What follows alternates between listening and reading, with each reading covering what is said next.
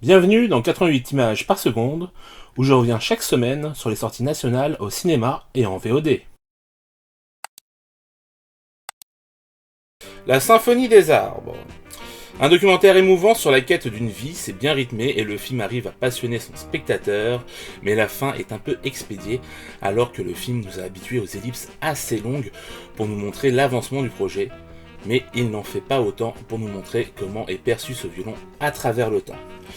En tout cas, ça donne envie d'en savoir plus, et ça, c'est bien. 6 sur 10. Chère Léa. Comédie dramatique assez classique, avec de l'adultère à la parisienne, sous couvert de l'amour. Après, je vais pas vous mentir, c'est plutôt naïf et sympathique grâce à l'écriture, ses personnages et leurs interprètes. Côté réalisation et photo, c'est académique. Le film misant sur ses personnages plus que sur autre chose. Un petit film agréable sans prise de tête, 6 sur 10. The Beta Test. Une comédie noire aux allures de thriller à la Ice White Shot. La mise en scène est léchée et maîtrisée, la photo est de qualité, le scénario, même si simple, est efficace. Le casting est bon, même si c'est clairement Jim Cummings qui porte le film. Il y a certaines choses qui sont bien plus intelligentes qu'il ne le paraît. Un film à voir et à revoir. 7 sur 10. Mystère. Le film Enfant et animal sauvage classique, mais toujours aussi réussi et attendrissant. La réalisation bénéficie de décors naturels somptueux et de l'innocence de la jeune fille et des animaux pour créer de belles images. Le casting est bon et accompagne la jeune comédienne comme il faut. Un bon film à voir en famille. 6 sur 10. Mes très chers enfants. Une comédie familiale de Noël efficace, même si assez prévisible, certains passages marchent à merveille. Après, le film fait sourire plus que rire.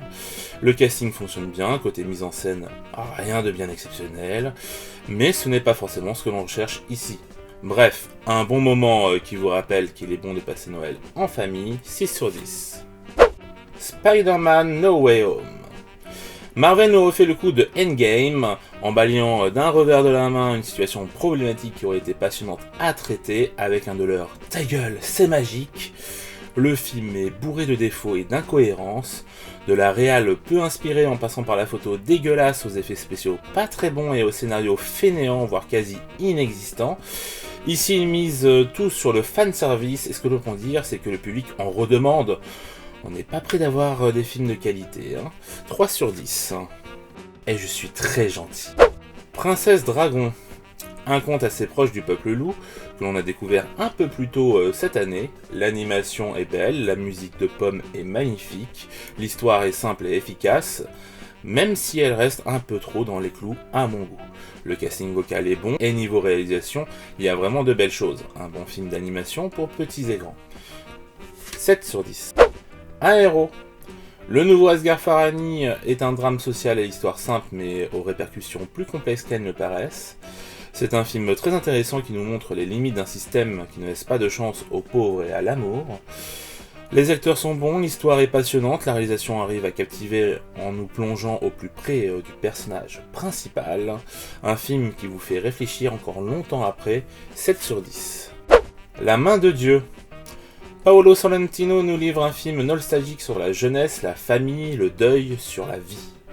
Il s'agit probablement de son film le plus personnel, et c'est en ça qu'il est probablement plus difficile pour nous spectateurs d'y entrer. Car malgré un bon casting, une très belle mise en scène appuyée par une photo de qualité, on a du mal à ressentir de l'empathie pour ce personnage qui a l'air tant extérieur à tout ce qu'il se passe. Pas mauvais, mais un long métrage qui nous laisse un peu froid. 6 sur 10. Un Noël en Californie 2, Les Lumières de la Ville. Cette suite n'est pas aussi sympathique que le premier, car plus prévisible et tente quelques traits d'humour pas toujours réussis. Après, ça reste une comédie romantique de Noël avec des personnages attachants. La réalisation reste fonctionnelle cependant. Une rom-com de Noël peut-être un peu trop classique, mais qui sait, si vous avez aimé le premier, celui-là pourrait certainement vous plaire. 4 sur 10. Un garçon nommé Noël. Un conte de Noël somme toute classique, plutôt bien produit, mais dans lequel j'ai eu du mal à rentrer. Je n'ai pas ressenti la magie que le film essaie d'insuffler. Pour autant, le film est divertissant et bénéficie d'un bon casting, d'effets spéciaux courants pour ce genre de production, de décors qui font l'affaire, même si on sent un certain manque de moyens, qui joue possiblement sur mon affect. Ce n'est pas un grand film de Noël, mais ça fait le taf, donc pour passer le temps, pourquoi pas. 5 sur 10. Swan Song.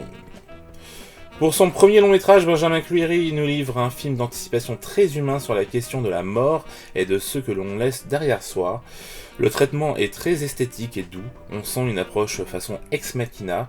Le casting est bon, la photo et les décors sont beaux et minimalistes. On essaie toujours d'être dans l'intime plutôt que dans des scènes plus complexes d'interaction. C'est intéressant, mais il y a un truc qui ne prend pas à 100% chez moi en tout cas. 6 sur 10. Voilà, c'est tout pour les films de la semaine. Donc non, je ne mets pas un film en avant cette semaine parce que bon, c'était quand même plutôt dans les clous, hein, on va dire. Il n'y avait pas un qui sort un peu du lot. Donc je vous laisse faire vos propres choix et je vous dis à la semaine prochaine. Ciao!